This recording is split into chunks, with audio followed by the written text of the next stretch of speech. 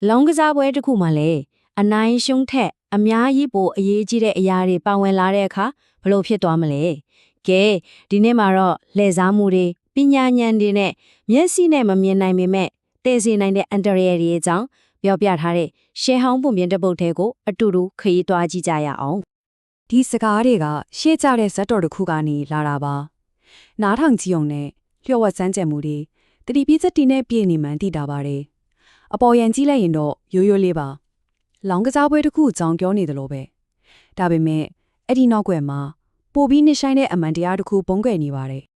ဟုတ်ပါတယ်အိမ်မဲခွန်းကပဲဒီဇလန်းရဲ့အဓိကတော့ချက်ချီလာမှာပါဒါဟာကျွမ်းပိတ်ကစားတဲ့ဇလန်းတက်တော့လုံအောင်မဟုတ်ပါဘူးဒါဟာကျွန်တော်တို့ရဲ့နေ့စဉ်ဘဝတွေထဲမှာကိုယ်တိုင်တောင်တတိမထားမိပဲမျိုးချမိနေနိုင်တဲ့အန်ဒရယ်ရဲ့အကြောင်းတတိပေးခေါင်းလောင်းတန်တစ်ခုပါပဲဒီဇက်တော်ဟာဘယ်ကနေလာလဲဆိုတော့မြတ်စွာဘုရားရှင်ကိုယ်တိုင်ဟောကြားခဲ့တာဖြစ်ပြီးတိကျတဲ့ရည်ရွယ်ချက်တစ်ခုလည်းရှိပါတယ်ကဲအဲ့ဒါကဘာလဲဆိုတော့ကိုအတူတူကြည့်လိုက်ကြရအောင်ဇလန်းရဲ့အစကဒီလိုပါမြတ်စွာဘုရားကယဟန်တော်တချို့ဟာသူတို့ရရှိတဲ့ပစ္စည်းလေးပါးကိုတေချာပြန်ပေးမစင်ကျင်ပဲသုံးဆွဲနေတာကိုတတိထားမိခဲ့တယ်အစားတော့ပဲဖြစ်ဖြစ်တင်ကန်းကြောင်းစေဝါပဲဖြစ်ဖြစ်ပေါ့တတိတရားလေးလွတ်လွတ်ပြီးသုံးဆွဲနေကြတာကိုမြင်တော်မူခဲ့တယ်အဲ့ဒီမှာတင်မြတ်စွာဘုရားကဒီလိုမစင်မချင်းသုံးဆွဲခြင်းဟာတတိမထားမိပဲအစိတ်ကိုမျိုးချက်လိုက်တာနဲ့ဘာမှမချဘူးဆိုတဲ့အရေးကြီးတဲ့အချက်ကိုထောက်ပြဖို့ဒီဇက်လန်ကိုဟောကြားခဲ့တာပါကဲအခုအဲ့ဒီစိတ်လှုပ်ရှားစေအကောင့်တဲ့ဇက်တော်တွေကိုဝင်ကြည့်လိုက်ကြရတော့ဇလန်ကတော့ပညာဉာဏ်နဲ့လှည့်စားမှုတွေထိတ်တိုက်တွေ့ကြမဲ့ရှေးဟောင်းဖာရနာတိပြီးမှအစပြုပါတယ်အတိတ်ဘဝတစ်ခုမှာပေါ့ဖျားလောင်းကပညာဉာဏ်ကြီးမှတဲ့ကျွေရန်ကစားသမားတစ်ယောက်ဖြစ်ခဲ့ပါတယ်ဒီနေ့မှာတော့သူဟာအမတန်ဆင်းလဲပြီးလင်းလေတတ်တဲ့တခြားကစားသမားတစ်ယောက်နဲ့ဆုံတွေ့ခဲ့ပါတယ်အဲ့ဒီလူလိန်ရဲ့လျှက်ကွက်ကတိကိုယူရှင်နာဒါပေမဲ့အမတန်ထိရောက်တယ်သူရှုံးတော့မယ်ဆိုတာသိလိုက်တာနဲ့ကျွေးစစ်တစ်စိကိုပါဆက်ထဲအမြန်ထည့်ပြီးဟိုးကျွေးစစ်ပျောက်သွားပြီဗျလို့အော်ဟစ်ပြီးပွဲကိုဖျက်သိမ်းလိုက်တော့တာပါပဲဒီနည်းနဲ့သူဟာဘယ်တော့မှမရှုံးခဲ့ဘူးပေါ့ဒါပေမဲ့လေဖျောင်းလောင်းကတော့ပညာရှိဆိုတော့ဒီကစားကွက်ကိုချက်ချင်းတဘိုးပေါက်သွားတယ်ဒါကြောင့်သူကအစီအစဉ်တစ်ခုကိုဆွဲထည့်တယ်အဲ့ဒီလဲစားမှုကိုရက်တန့်စေမဲ့သင်ခန်းစာတစ်ခုပေးဖို့အတွက်ကျွေးစစ်ရဲ့တစ်တဆုံကိုပြင်းထန်တဲ့အစိတ်နဲ့လိမ့်ကြံပြီးအချောက်ခံထားလိုက်တယ်ပြီးတော့အဲ့ဒီလူလင်ကိုနောက်တပွဲအတွက်ထပ်ပြီးစိန်ခေါ်လိုက်ပါတယ်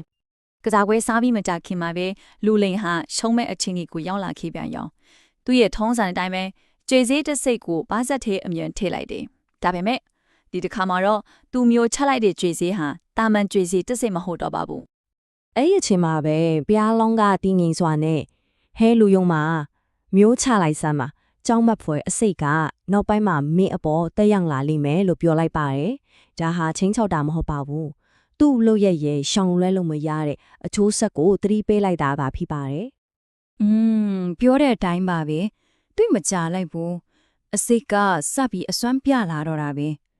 လူလေဟာမျက်လုံးတွေပြာဝီတတိလေးပြီးမြေပေါ်ကိုလဲကျသွားပါတော့တယ်သူ့ရဲ့လက်စားမှုကသူ့ကိုပဲပြန်ပြီးအန်ဒီရေးပေးခဲ့ပါပြီဒါမဲ့လီဒီဇလိုင်းရဲ့တကယ်ကိုလက်ပါတဲ့အချက်ကအခုမှလာမှာပါဖះလောင်းရဲ့ရည်ရွယ်ချက်ကအသက်သက်ဖို့မဟုတ်ဘူးလေသင်္ကန်းစားပဲဖို့တာဖြစ်ပါတယ်သူဟာအဲ့ဒီလူကိုအန်ဆေးတွေထောပတ်နဲ့ပြားရည်တွေတိုက်ကျွေးပြီးအသက်ကိုကယ်တင်ခဲ့ပါတယ်ပြီးတော့နောက်တစ်ခါဒီလိုမကောင်းတဲ့အလုပ်ကိုလုံးဝမလုပ်ဖို့တင်းတင်းကြပ်ကြပ်ဆုံးမခဲ့ပါတယ်ကဲအခုဆိုရင်ဇလိုင်းရဲ့အထက်ကသင်္ကန်းစားကိုရောက်လာပါပြီကျေးဇူးပေါ်ကအစိတ်ကတကယ်အန်တရလားဒါမှမဟုတ်ပိုပြီးကြီးမားတဲ့အရာတစ်ခုအတွက်ပုံဆောင်ခိုင်းနိုင်ချက်တစ်ခုလားဆိုတာကိုကြည့်ကြရအောင်ဒီနေရာမှာတင်ဇလန်းရဲ့တကယ်အနှစ်သာရကပေါ်လာပါပြီအစိတ်လိုထားတဲ့ကျွေးစီကိုမျိုးချတာပစ္စည်းလေးပါးကိုမစင်မချင်းထုံးဆွဲတာနဲ့တူတူတယ်နှစ်ခုလုံးမှာဖုံးကွယ်နေတဲ့အန်တရရှိတယ်ခဏတာတက်တာမှုကိုပေးကောင်းပေးနိုင်ပေမဲ့ရေရှည်မှာတော့ကြီးမားတဲ့စင်ရည်ဒုက္ခကိုဖြစ်စေပါတယ်ဒါဟာမြတ်စွာဘုရားပေးခြင်းတဲ့အဓိကတင်ခန်းစာပါပဲမြတ်စွာဘုရားရဲ့စကားတော်အတိုင်းပါပဲတတိကရားမရှိဘဲတုံးဆွဲလိုက်တဲ့အရာအကိုင်းဟာကျွန်တော်တို့ရဲ့စိတ်နဲ့ဝိညာဉ်အတွက်အစိတ်ဖြစ်သွားနိုင်တဲ့ဆိုရအကြောင်းကိုနက်တတိပြီးနေပါပါကောင်းပါပြီဒီရှေးဟောင်းဇက်တော်ကနေကျတော်တို့ရဲ့မြန်မာခေတ်ဘဝအတွက်ဘလို့လက်တွေ့ကြတဲ့သင်ဟန်းစာတွေရယူနိုင်မလဲဆိုတာကြည့်လိုက်ရအောင်အဖေကတော့တိတ်ကိုရိုးရှင်းပါတယ်တတိတရားနဲ့စင်ကြင်တုံတရားပါပဲတခုခုကိုမထုံးဆွဲခင်ခဏလေးရပ်ပြီးဒါကတကယ်လိုအပ်သလားဒါကအကျိုးရှိလားအပြစ်ဖြစ်လားလို့ကိုယ့်ကိုယ်ကိုအရင်မေးကြည့်ပါ ပြီးရင်တော့သူ့ရဲ့တန်ဖိုးကိုသိပြီးအကျိုးရှိသုံးဆွဲရပါမယ် ဟုတ်ပါတယ်တတိတရားဆိုတာအစိတ်ဖြည့်စည်းပါပဲအဲ့ဒါကအန်ဒီဖြစ်နိုင်တဲ့အရာတွေကိုတော့ဘဝအတွက်အားဖြည့်ပေးတဲ့အာဟာရအဖြစ်ပြောင်းလဲပေးနိုင်စွမ်းရှိပါတယ်လက်တဆန်တော့ကကျွန်တော်တို့ကိုတင်ပေးလိုက်တာကတော့အတိညာဏ်နဲ့စင်ကျင်တုံတရားဟာအကောင်းဆုံးကာကွယ်မှုဖြစ်တယ်ဆိုတာပါပဲ ဒီတင်ဆက်မှုကိုအဆုံးအထိနားဆင်ပေးရတဲ့ကျေးဇူးတင်ပါတယ်နားဆင်သူအားလုံးကိုယ်စိတ်နှပြကျမ်းမာချမ်းသာကြပါစေ